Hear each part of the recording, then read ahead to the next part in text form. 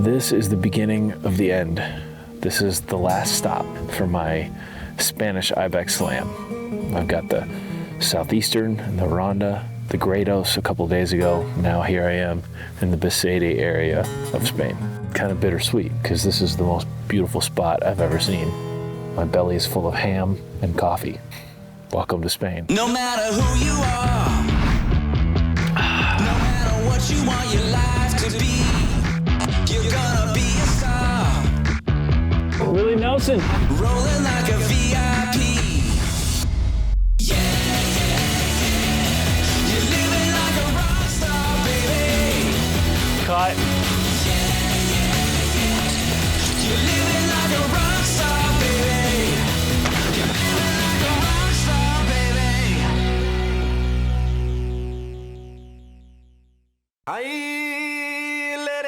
Previously on Nick's Wild Ride, Oh yeah, I see him. I returned to Spain to hunt with my good buddy Antonio Terrell from Eber Hunting, and I've come all this way to finish my Spanish Ibex Slam.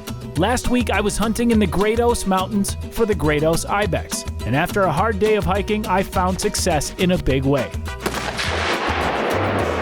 I was reminded just how much Spaniards love sausage and ham, and I learned that my guide Javier is a very interesting dude. You are my new best friend. You make the wine, you make the sausages, and you're a hunter.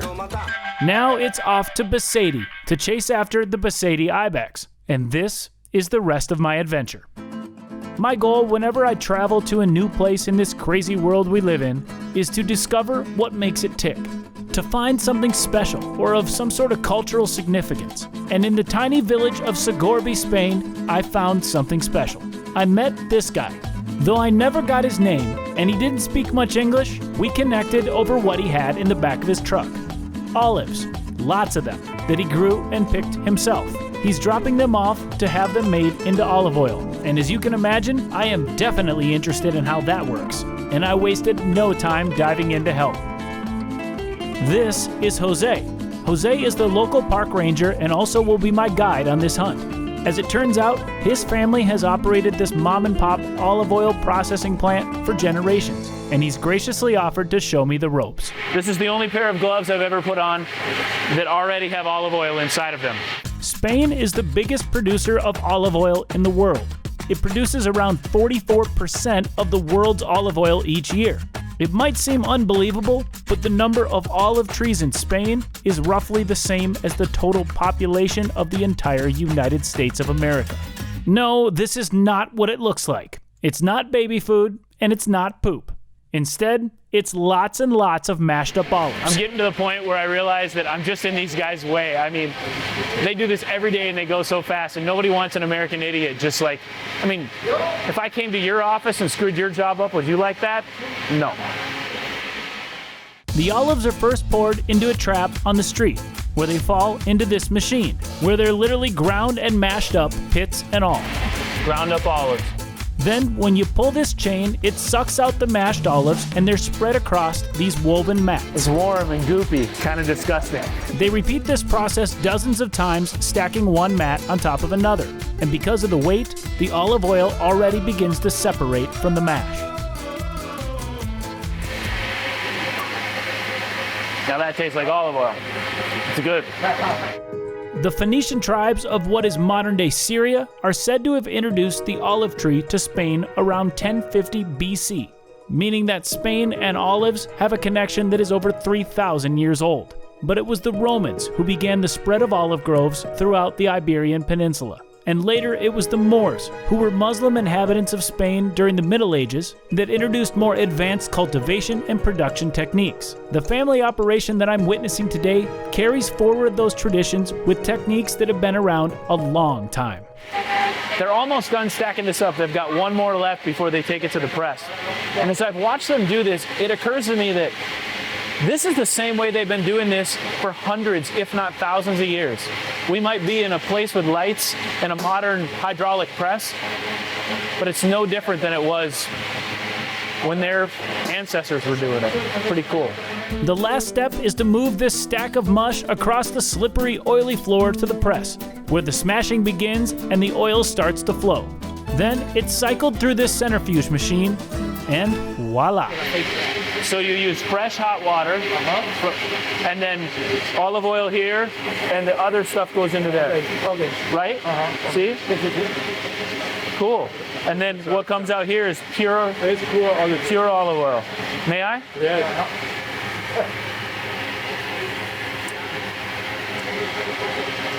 That's really good. That's really good.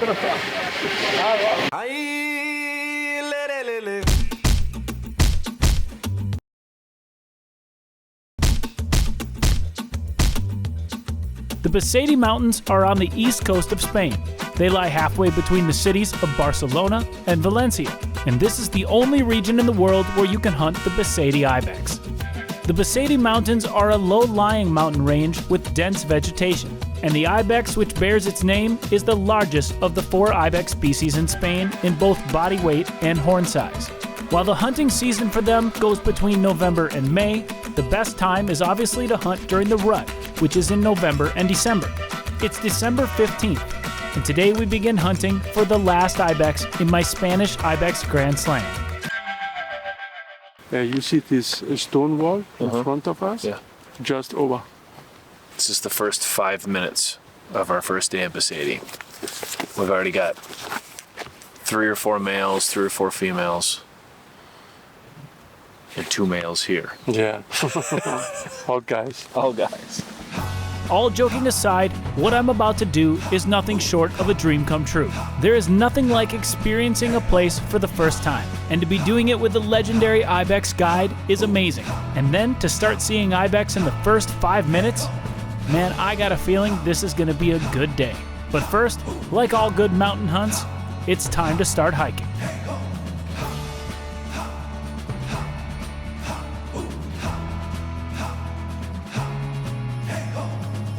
Then, in the middle of nowhere, we walk up on something that blows my mind.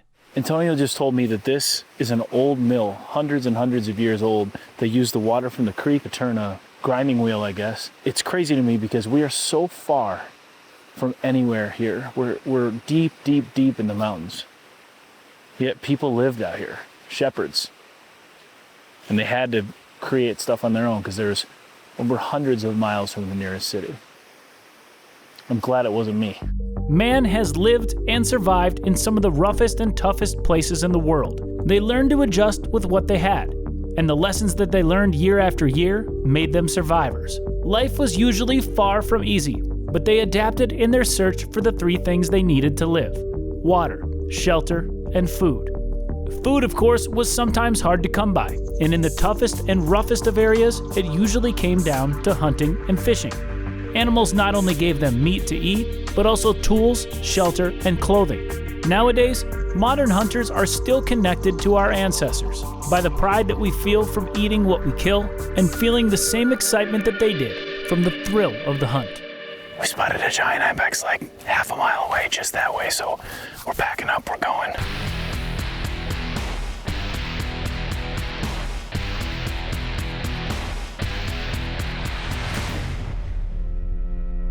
After literally running up this mountain, we make it into shooting range of a giant Beceite Ibex.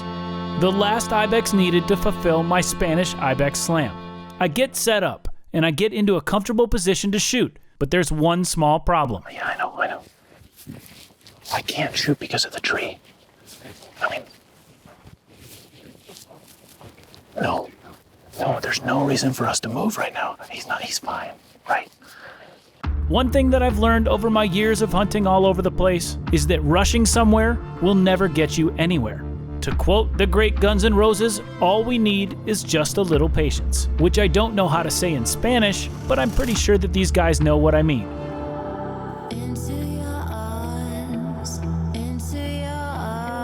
I run. After all, it's the rut, and this monarch has tons of ladies around. He's not going anywhere. This killing game of one. It's just a matter of time until one of those girls lead him to a spot that I have a clear shot.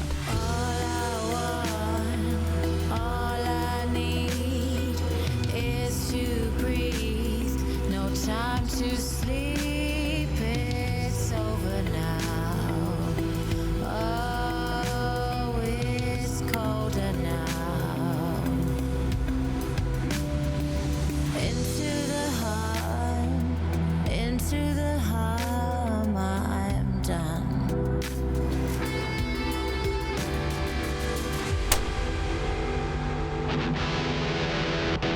And that, my friends, is what you call a swing and a miss. Miss is a 4-letter word, but it's not the 4-letter word that I'm thinking right now.